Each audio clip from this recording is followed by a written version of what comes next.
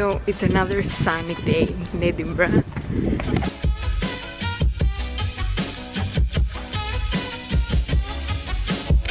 We don't get many sunny days, so I'm heading to the gym now. I did film another workout like a week ago, but then I realized when I went to edit it, I realized some of it is out of focus and the quality is not very good because I'm just figuring out this camera because I bought it like a week ago, so no, 2 weeks ago. Yeah, hopefully this time it's gonna work better, have extra space in my memory card, and yeah, it's gonna be a lower body workout. I want to try and be as respectful as possible to the people that are using the gym, because usually you don't like people in your face with cameras when you're working out. So yeah, that's what I'm gonna do. I'm gonna be very respectful. I'll try. Yeah, hope you find it useful. Maybe I'll give you some ideas. I'll give you some tips about technique while I'm performing each movement. And that's it. That's what I wanted to say. And I'll see you at the gym. So I always start with some stretching, and since I'm walking to the gym, I already feel warm enough. But if you feel that you're not warm enough, you maybe can spend 5 or 10 minutes on the treadmill, or you can do basically anything you want to just get your heart rate up. So as you see here, I am starting with some static stretching, and I basically keep it for maybe 10 seconds, no more than that. And then I move on to some dynamic stretching, so that way I get some more mobilization in my joints and I get a bit warmer, so I get ready mentally and physically for my workout. My first exercise is hip thrusts. So what I like to do before I put my weight on is to do a few reps without any weight in order to get warmer and get used to the movement.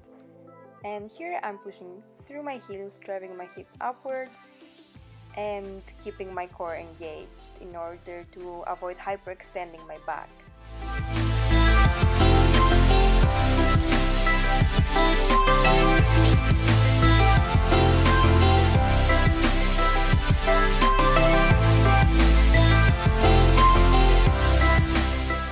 Then I move on to some static lunges on the Smith machine, and I'm pushing through my heels, engaging my core again in order to make sure my back is neutral and I'm not hyperextending my back. And make sure when you try lunges that your knees are in 90 degrees and they don't go over your toes. And allow me to keep it real and say that after this exercise I did some deadlifts, but I'm not gonna include them in the video because my form wasn't good enough and I only want to show you things that I can do properly and use proper form. I don't want you to get injured because I've done it in the past and it's not fun, it's annoying. And moving on to some hamstring curls. For this I'm using a Swiss ball, and I like it a bit better than the machine because I'm using a bit more of my core to make sure I'm keeping all my body straight, and I'm using only my hamstrings to bend my knees. And if you have big hair like me, make sure you let it down for this one so you can have your head lying on the floor properly, not like me here, because yeah, that can't be right. And for the leg curl machine, I would say again you have to use your core in order to sit properly on the back of the seat and not move your back and your hips in order to swing the weight, because you can really hurt your back like that. So make sure you're using a weight you can move and use the right technique. So make sure you're sitting comfortably, hold on the handles to stay put, and make sure your knees are in line with the lever on your side. And for calf raises, I'm using a bar, but you can use any weight you want in any form, or even the Smith machine if you're more comfortable with it. And I'm also using a plate under my toes in order to be able to go negative. And again, make sure you're keeping your core tight and you have soft knees, and concentrate on that contraction on your calves. And towards the end of my workout, I always like to concentrate a bit more on the core. So here I'm doing some knee tucks using that thing that I don't know how it's called. It has wheels on. And for the last exercise, I'm doing some back extensions. This exercise will work both your lower back and a little bit of the glutes. And as you see here, I'm not taking it into hyperextension because I've had a small injury on my lower back a while ago, so I like to take it easy and controlled, and yeah. And again, I'm finishing my workout with some stretching.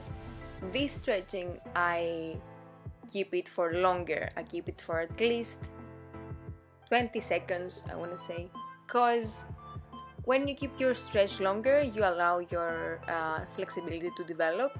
But then you shouldn't do these stretches at the start of your workout, because you would lose some strength, and you don't really want that. So again, I'm doing the same stretches as I did at the start of my workout, but this time I'm keeping them longer in order to increase my flexibility and avoid feeling sore the next day.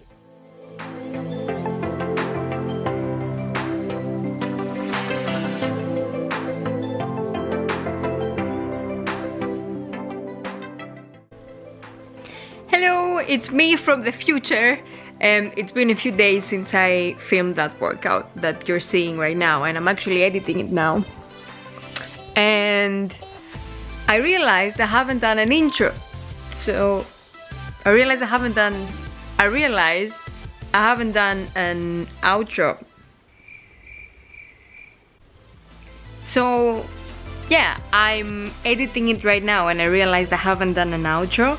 So here it is, and I wanted to say thank you for watching, and let me know how you found it, because that was my first video that I filmed and edited. Maybe I'll be uploading them in a different order, but this is the first one. So yeah, let me know how you found it. Let me know if you want to know anything more, and if I don't know something, I'll do my research and I'll get back to you with the results. I hope you enjoyed it, and yeah, leave me a comment, and thank you.